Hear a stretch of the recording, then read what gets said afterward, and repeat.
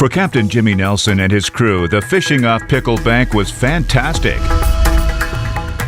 But as sharks started to move in, the team is forced to move and reset the drift.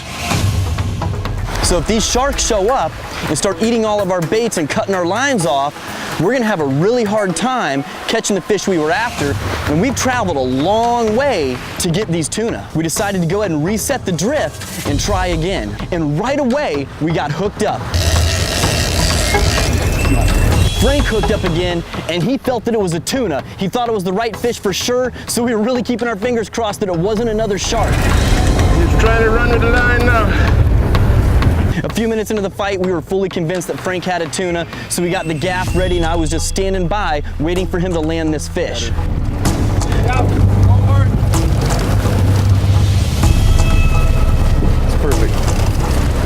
When a tuna gets close to the boat, it kind of just circles and spins below the boat unless we can keep the boat in gear and keep them raised up high. But even at that point, a lot of times tuna will dig down and they'll just kind of circle and spin. So that's the point where it hurts the most when you're fighting those fish, is when it's right there at the end and they're sitting there spinning and turning on you and just kind of doing those death circles right at the end of the fight. And this one he wants to get under the boat every time. So Frank got that fish within range, and I went ahead and stuck him and pulled him in the boat.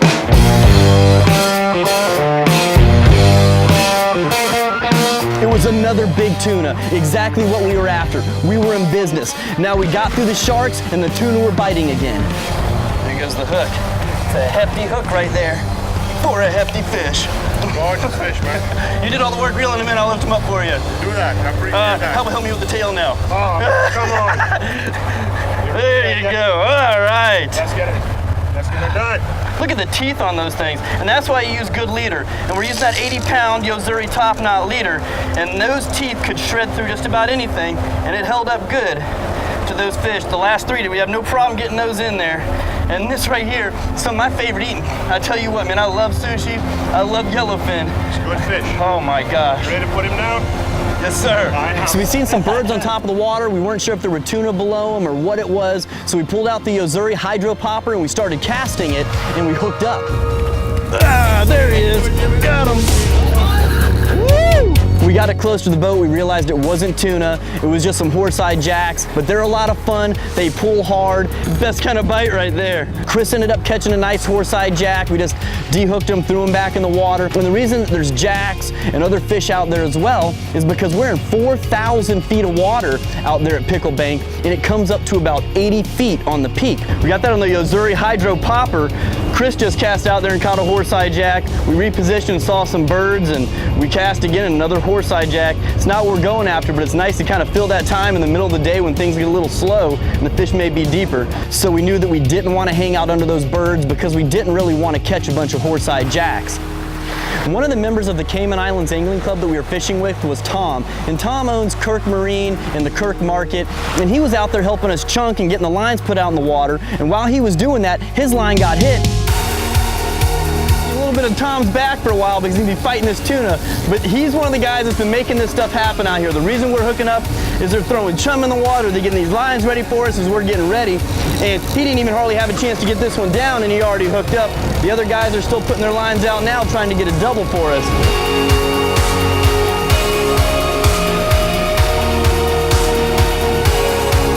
Tom's a big guy, and I saw him struggling with this fish, so I knew it was one of the bigger fish that we caught of the day, if not the biggest fish of the day.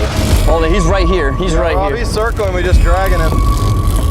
He's a good one. He's a good one. And so Tom's just kind of sweating through this and struggling and putting everything he has into it to get this tuna landed quickly, because we were still keeping in mind that there are sharks in the area, and any time one of these big sharks could come up and take a chunk out of our tuna. Tom, that looks like the biggest one for the day. It is. I'm sure glad I put that belt on you. Oh my gosh, Tom, you got a big one, buddy. Let him rip through. Look at that one. Tom! What's happening, man? Look at that fish! Whoa! We got that fish on the deck of the boat. Tom was thrilled. Everyone was excited. That was our 4th tuna, and we had a dolphin already in the boat, and some jacks, and some barracuda, and a lot of other fish that came in the mix throughout the day. All right, well, there's Tom's tuna. And Tom, he's the owner of Kirk Marine and Kirk Market. And what was that wonderful dish that we had for lunch that you brought to us? Paella, courtesy of Kirk Market chef. Awesome, the paella. If you're in town, check that out. You have to see for yourself a great mixture of seafood and all kinds of good stuff in there. It was an amazing lunch, gave us the energy to pull these big fish in. And Tom, man, thank you for all your help today on the boat. Thank you. Just another day in Cayman for you though, right? Well, kind of. Captain Jimmy Nelson is fishing 80 miles off the shore of Grand Cayman. He's just landed a bull dolphin. So about 5 minutes of trolling so far, and now a pretty good size bull dolphin that does not want to go down easy. And 4 massive tuna. Woo! Good job, brother. Boy, that is a hefty yellowfin tuna right there.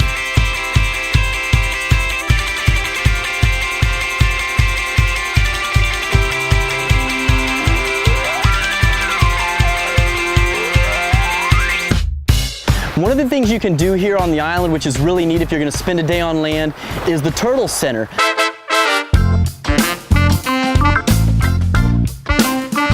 And Louise and I went there and we met Mr. Ebanks. Hey, how you Benny, doing? Nice how's to it see you going? again, man. All right, good to nice. see you. Welcome back. Thank you. You're guys waiting are- on us. I Yes, like sir. it. You wanna- And right after that, he took us over to the big turtles that they have, and they're in the biggest pond that they have there on site. All right, and these are all green turtles. These are all green sea turtles, yes, sir. We got like over 8,000. Wow. And to tell the difference between the male and the female has a long tail, female will have a short tail. Okay, so Yes. this one here would be a female. Big breeder turtles are laying hundreds and hundreds of eggs every year, even thousands of eggs. The nesting season begins from May till November. She goes on that man-made beach over there most at nights. Okay. She'll dig a hole, start to lay her eggs. There's always a staff member around to collect those eggs. We collect our eggs, take them over to the hatchery, Very and put them good. in styrofoam boxes, and it takes 60 days before the eggs hatch. So after seeing the big turtles, we moved over to some of the other tanks that they have, and he explained to us some of the things that he had in those tanks and the other types of turtles that were there. Those are the world's most endangered. Those are the Kemps. Nice. And did you re-release them into the We ocean? released them, sent them 110 back to Mexico back in 1999. Awesome. So that's one of the we big... want to start our program again. Very good. Okay. So that's one of the main things that the Turtle Center is doing here is you are breeding turtles inside captivity, releasing them into the wild to help send them back replenish to the population that's that it, fishermen that's it. and other people over time have kind of Correct, depleted a little that's bit. correct. Yeah, We very have good. released over 33,000 back into the wild of greens. Wow, 33,000 sea turtles released. That's a lot back in the Some of those wild. are coming back to Cayman after 25, 30 years. So after seeing those turtles, we moved on to another spot with some smaller turtles. It's really cool that these guys are able to interact with these turtles and figure out what works for them and what makes them comfortable with someone holding them. So everything they have going on there is very positive, and that's one of the things that we support and one of the reasons we really wanted to show what these guys have going on there. After checking the rest of the Turtle Center out, Captain Jimmy and Louisa head back to 7 Mile Beach to meet up with the team at Sunset Divers. So we met up with Sunset Divers at Sunset House, and we loaded our gear on the boat and started getting it set up while we were heading out to do a wall dive. The BC that I was using on this dive was the Patrol BC. It's a new 2017 BC that Cressy just came out with, but I loved it. It's lightweight, it's just over 5 pounds. It has the integrated weight system, which is something that I definitely need.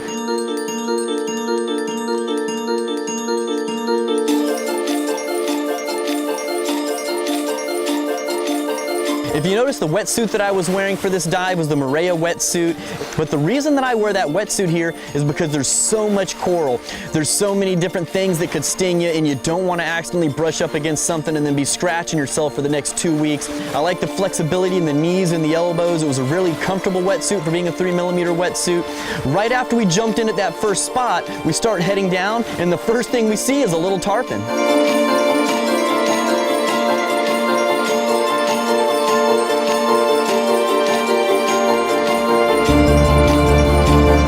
Tons of little fish, which is always a sign of a healthy reef.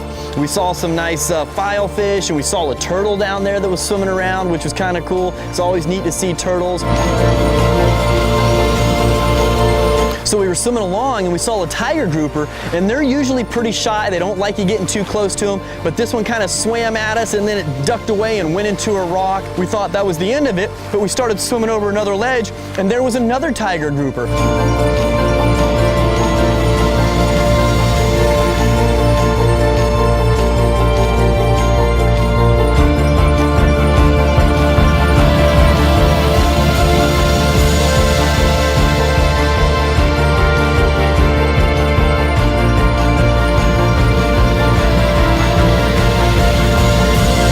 One of my favorite dives that I've done on a wall here in the Cayman Islands. It's a dive that I would recommend asking for, and at Sunset House they can put you on several different wall dives that are very close to the resort. Most of them are within a 5-minute boat ride, so you're very close to everything on the west side of the island. For more fishing and diving action, follow along on Twitter, Facebook, Instagram, and YouTube at Captain Jimmy Nelson. Livin the Dream with Captain Jimmy Nelson is presented by Salt Life. Live salty.